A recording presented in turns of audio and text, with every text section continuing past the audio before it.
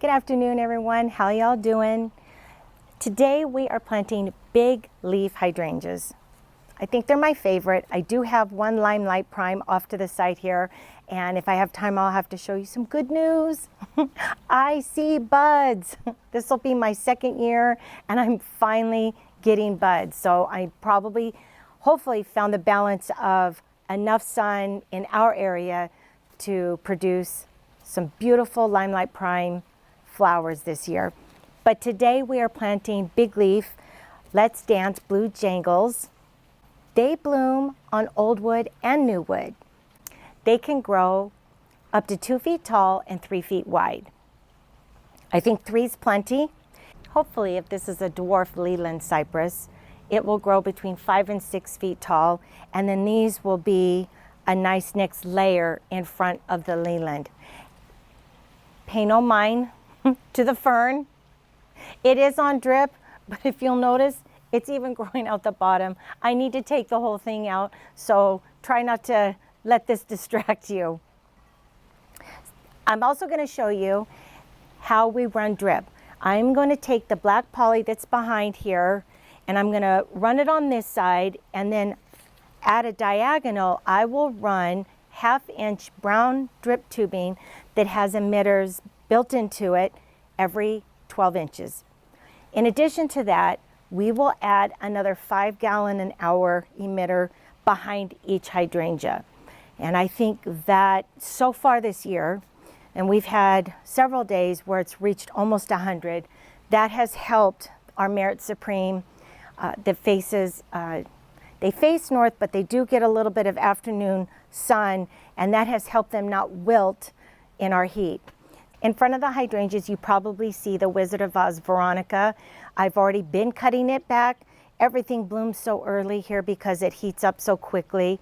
And so I'm probably going to soon cut this all back again, and we should get at least definitely 1, probably 2 more flushes before the summer is done. And you'll notice that the bird bath bowl is off. He took the bowl off, and he's going to make sure he gets that level today. Besides the biotone that I'll make sure that goes into each hole, I'm also going to put some soil acidifier and some iron tone. I did notice on this back one here, and I'm not sure if the camera picks it up, it looks like it's suffering from a bit of chlorosis, and actually my Avondale up front here is as well. So I need to go grab all my supplies, and then we'll start getting after it.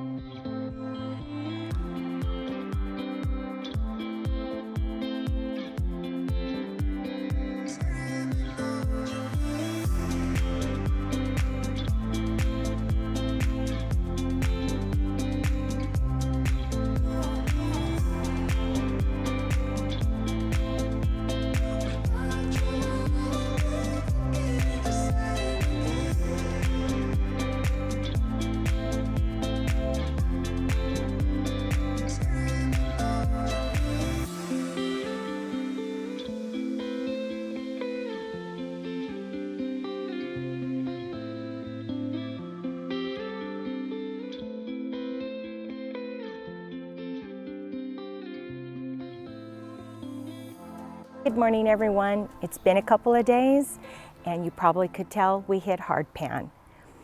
What we landed up doing is taking a few days off. I filled each hole with gypsum, and I just began filling the hole with water. Let it absorb. It was taking quite a while, but then I kept filling it full of gypsum and filling it full of water. We did that for a few days. I'm not sure if these hydrangeas are going to make it. This was an investment, and I don't really know anybody who would want such a high maintenance plant right now because hydrangeas in our area are high maintenance.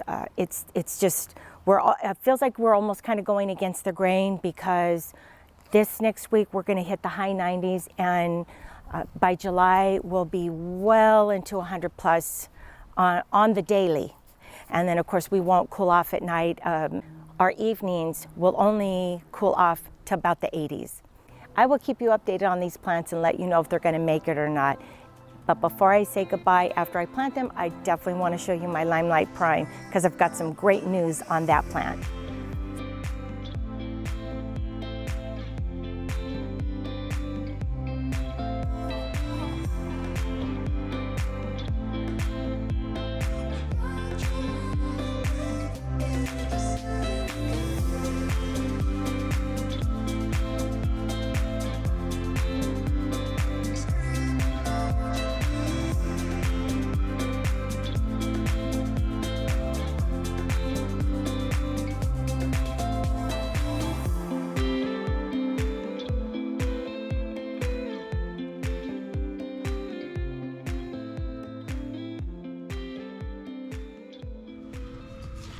So to start our drip, I'm going to pull this off. I'm not sure what this part is called, but it seals the drip line, and I'm going to slide it off here. Let's see. I'm going to go ahead and cut it to get that kink out.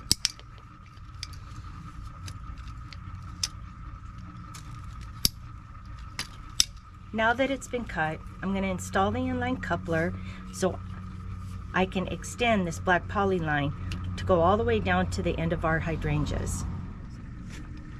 I cut the supply line right here at the end of the hydrangea, so you don't need that anymore. This is an elbow coupler, and I'm going to attach it from the supply line to the brown inline drip. Well, they're all planted.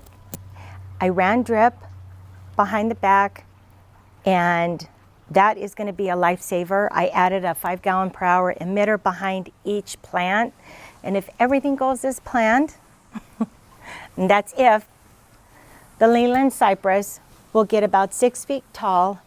These will be the next layer down below, and maybe, just maybe, next spring, these will all be full of blue blooms. I will keep you posted. I will know within a matter of days if they start going south. Maybe I'll even put something on Instagram. I'm not very good at Instagram. But before I say goodbye, I cannot tell you how excited I am about the Limelight Prime. And so let me show you what's going on with it. Don't pay any attention to the dead lantana behind it. I think we lost 3 or 4 over the course of the winter. It was just too wet right here. But this is the Limelight Prime. Planted it here in the corner where the Let's Dance hydrangeas I planted just now back in 2021. It was not enough sun. 2022, I put it here. Still no blooms.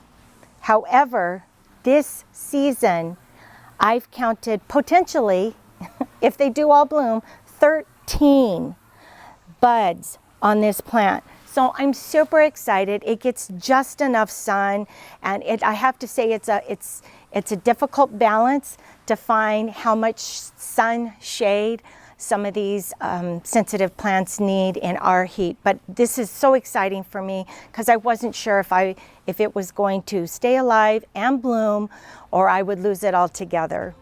Thank you guys so much for watching. I hope you're having a wonderful week, and we'll see you soon. Bye.